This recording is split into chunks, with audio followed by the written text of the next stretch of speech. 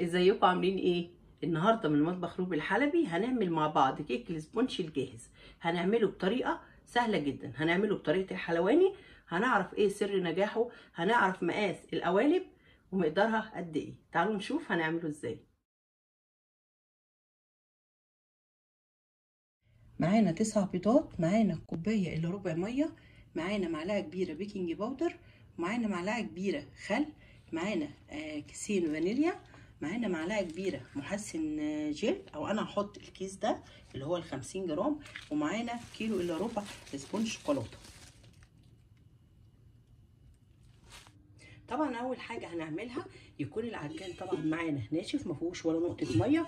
واول ما نحط المكونات كده ونبدا نشتغل في الكيك بتاعنا لازم نشغل الفرن ونحط البيض، الفانيليا، الخل، والميه، محسن الجل، هنحط الدقيق، وهنحط البيكنج باودر. طبعا اول حاجه هنعملها هنقلب المكونات دي كلها مع بعض كويس قوي لمده دقيقه بس.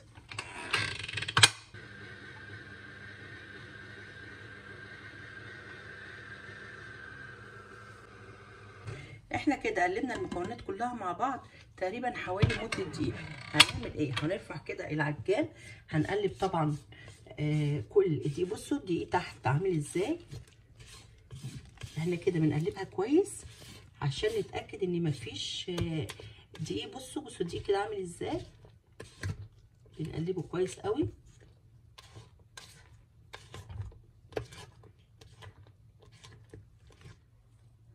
احنا كده عملنا ايه؟ حطينا كل المكونات في العجان وضربناهم مع بعض حوالي دقيقة، وبعدين وقفنا العجان وبالسباتيولا وقلبنا كل الحاجة، الدقيق وكل المكونات بتاعتنا في العجان كويس قوي عشان ما تترسبش حاجة عندنا تحت.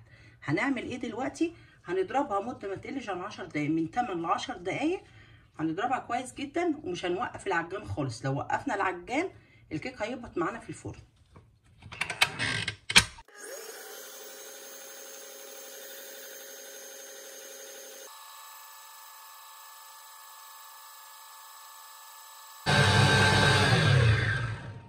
بصوا احنا كده طبعا قعدنا 10 دقايق بالظبط نضرب فيها، ما فصلناش العجان خالص، لاننا لو فصلنا العجان هيهبط معانا. طبعا احنا كده الصاج ده مقاسه 40 في 60. هنعمل ايه؟ دهناه من تحت زيت، وحطينا عليه ورق زبده عشان طبعا ورق الزبده بصوا ثابت، بصوا ما بيتحركش معانا واحنا بنفرد الاسبونج بتاعنا. هنعمل ايه؟ هنحط الاسبونج فيه هنا كده،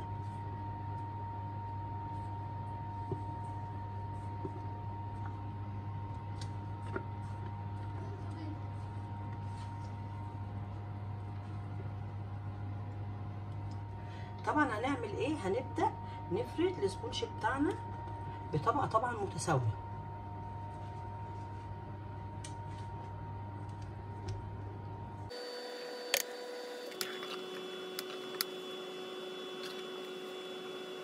طبعا احنا كده سوينا الاسبونج في الصاج. هنعمل ايه؟ هنجيب الصاج وهنعمل كده عشان اي هواء في الصاج يطلع. طبعا هو كده شكله بعد ما طلع من الفرن. سويناه ازاي؟ على درجة حرارة 180، فرن مسخن مسبقا، رف وسطاني. قعد معانا تقريبا حوالي ساعة الا ربع. بنختبره بخلة من النص، بنشوف استوى ولا لا، واول ما بيستوي بنطلعه، ما بنلمسوش خالص لحد ما يبرد. هنعمل ايه؟ هنغطي الوش بورق زبدة ونضغط عليه كويس عشان خاطر وش الصاج يلزق عليه، وبعدين هنشيل الطبقة دي، وبعد كده هنقلب الاسبونج على وشه. بصوا احنا كده ده ظهر الصاج، بصوا طالعه معانا هشه وجميله ازاي، وطبعا السمك بتاعها حلو قوي. بصوا جميله جدا طبعا وطريه. طبعا دي الاسبونج اللي احنا عملناه مع بعض في الصاج. انا عملت منه تورتايه بسيطه جدا وسهله، وتزيينها مفيش طبعا ابسط من كده خالص. عملتها بموس شوكولاته مع صوص شوكولاته رهيب جدا.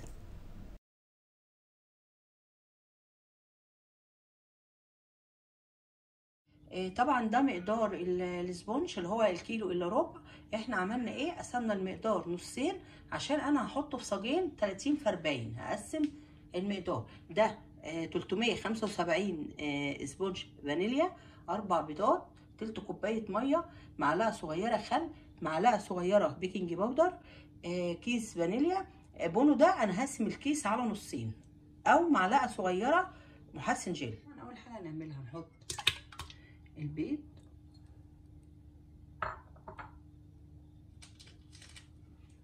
فانيليا،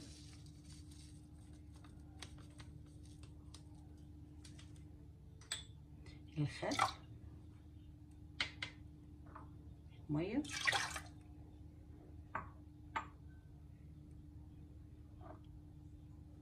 الدقيق،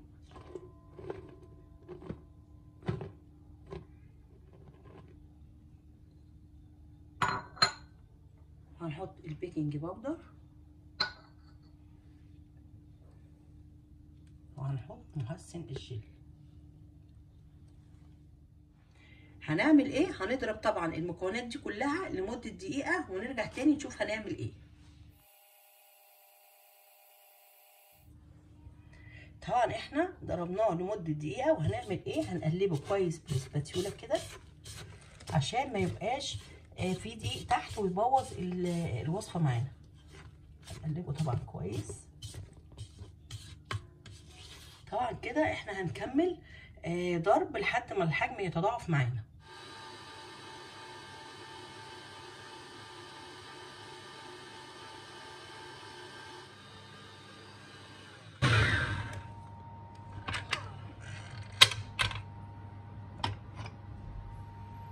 بصوا طبعا كده، بصوا قوامها بقت عامله ازاي. احنا كده قوامها كويس جدا. طبعا ده صاج 30 في 40، ده للمقدار اللي احنا عملناه دلوقتي. هنعمل ايه؟ هنبطنه بورق زبده، بس قبل ما نحط ورق الزبده هنحط في الصاج زيت عشان ورق الزبده ما يتحركش معانا، ويبقى سهل ان احنا نفرد الاسبونج معانا. نفضيها طبعا في الصاج ونسويها كويس جدا.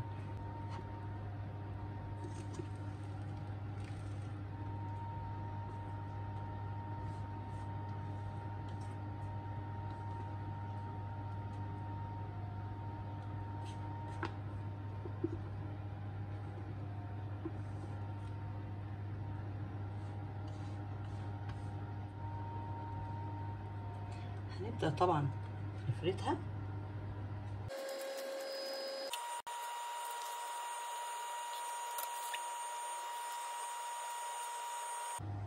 طبعا كده احنا سوينا الاسبونج بتاعنا، وهنعمل ايه؟ هنخبط الصينيه خبطتين كده عشان نطلع اي هوا فيها.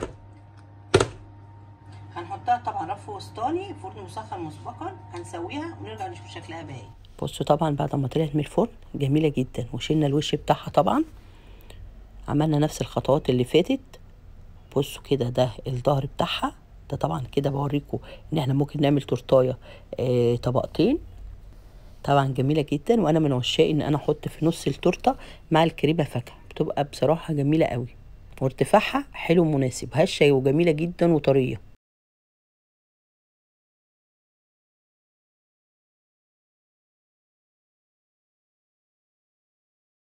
وزي ما شفنا بنفس الطريقه ونفس المقادير الاسبونج بتاعنا طالع هش وطري وجميل جدا، ونقدر نعمل منه الاشكال والاحجام والقوالب اللي احنا عايزينها.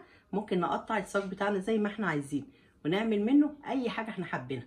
شكله جميل وريحته جميله وطعمه احلى.